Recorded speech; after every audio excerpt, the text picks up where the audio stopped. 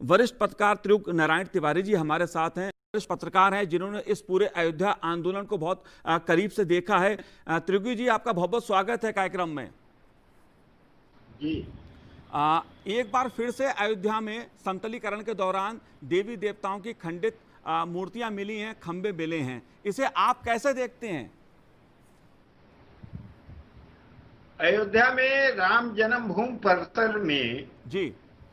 पुरातत्व विभाग द्वारा जो खुदाई पहले कराई गई थी, एएसआई के नेतृत्व में, उन दौरान भी हिंदू देवी देवताओं की मूर्तियां मिली हैं, खंडित मूर्तियां मिली हैं, उनके बर्तन तमाम मिले हैं जो हिंदू मंदिरों में प्रयोग किए जाते हैं।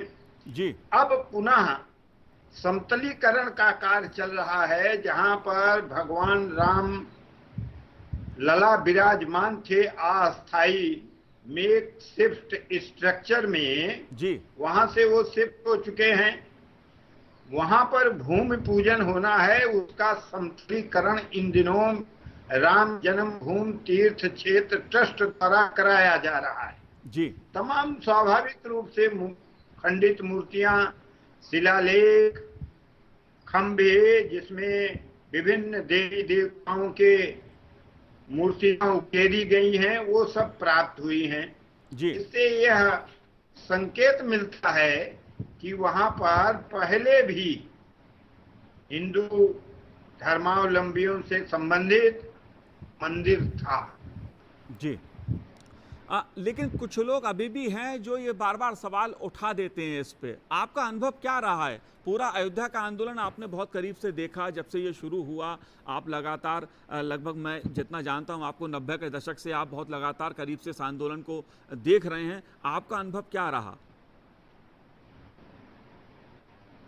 अब इस कार्यक्रम को तो पत्रकार के रूप में हमने 1984 से कवर किया है और आज तक वह काम करते चले आ रहे हैं।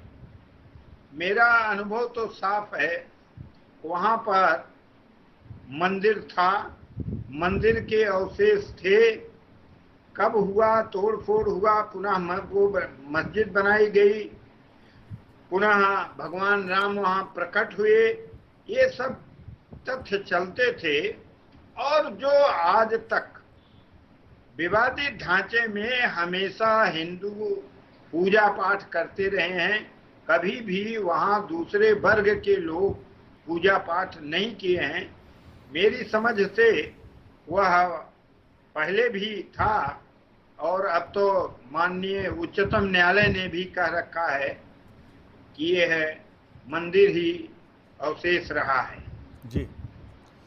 मंदिर निर्माण की बात चल रही है, तारीख शायद 10 जून बताई जा रही है, क्या आपके पास सूचना है?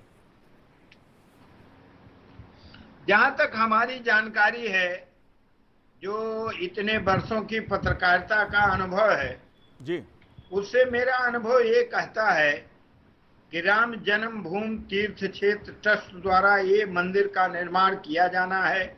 माननीय उच्चतम न्यायालय के निर्देश पर यह ट्रस्ट बना है। ट्रस्ट के लोगों ने समतलीकरण का काम पूरा कर लिया है और अब प्रधानमंत्री जी के द्वारा भूमि पूजन का कार्यक्रम होना है। हिंदू रीति रिवाजों के अनुसार कोई भी नया काम अगर होता है तो वहां पर भूमि पूजन होता है, इसलिए भूमि पूजन का कार्यक्रम उनकी इस समय की सर्वोच्च प्राथमिकता है।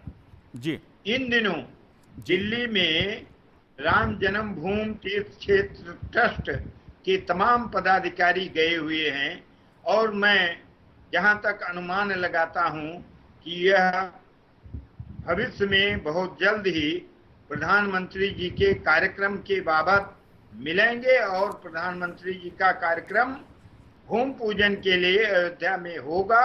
इसके बाद ही मंदिर निर्माण के लिए नियत L&T कंपनी अपना निर्माण कार्य शुरू करेगी। जी। चलिए त्रियुगी नारायण जी, आपने हमसे बात की, आपका बहुत बहुत धन्यवाद। जी। तो ये थे